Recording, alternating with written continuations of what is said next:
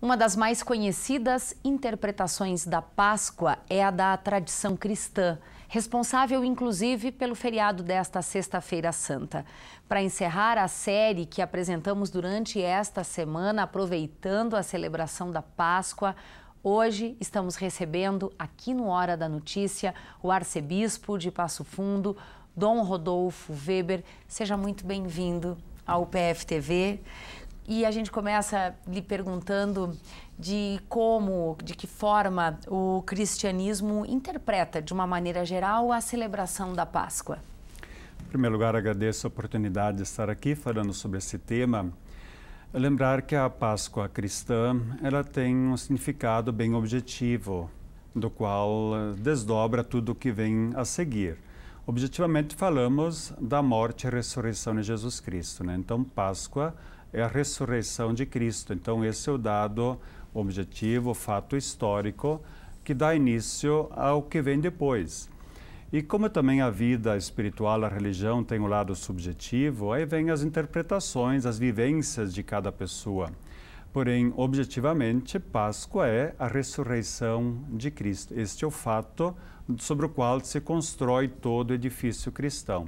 Porque essa foi a primeira notícia espalhada pelos seguidores de Jesus, né? Então eles faziam um resumo, uma síntese, mas essencialmente se centravam na paixão, morte e ressurreição.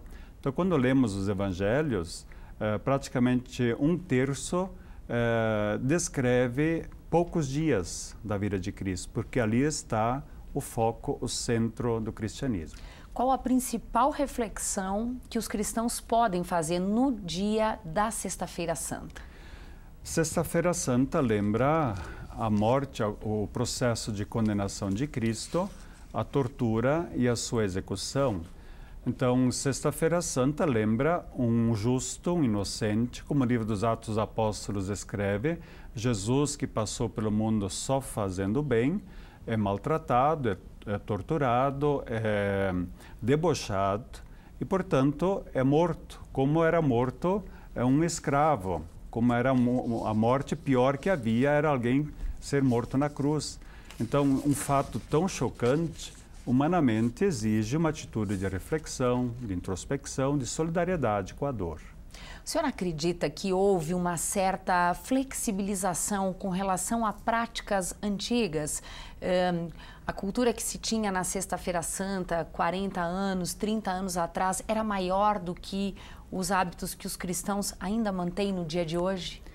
É sempre importante distinguir aquilo que é o rito oficial das tradições, os costumes que foram se agregando. As práticas penitenciais, rituais da Semana Santa, se olhamos os 2000 anos do cristianismo, elas sempre tiveram mutações. No começo da igreja, outros séculos, então sempre teve variações. O que sempre foi central, e isso que é o mais importante, é que fique claro esse momento da instituição da Eucaristia, do sacerdócio, da paixão, morte na cruz e a ressurreição. Isso é o núcleo.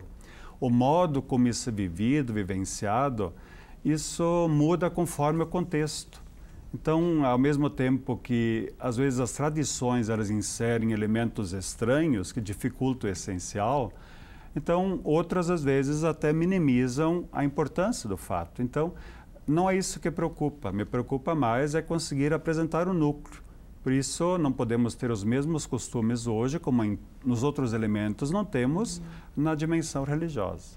Só para a gente concluir, aonde entram a questão, por exemplo, do consumo do chocolate nessa época do ano, como o cristianismo entende a questão que envolve o coelho, os ovos de Páscoa? Por isso, repito novamente, quando se tem claro o centro, Páscoa é a ressurreição de Cristo, e exatamente depois se desdobraram uma série de outros costumes, hábitos que foram se criando. Em que sentido está o ovo de Páscoa, né? Se do sepulcro vazio, fechado, dali brota a vida. Por isso o ovo, desde o começo, tem essa imagem. Está fechadinho, daqui a pouco salta uma vida. Então, certamente, essa questão do ovo nasce na história assim, daquele sepulcro vazio, fechado, daqui a pouco a vida aparece.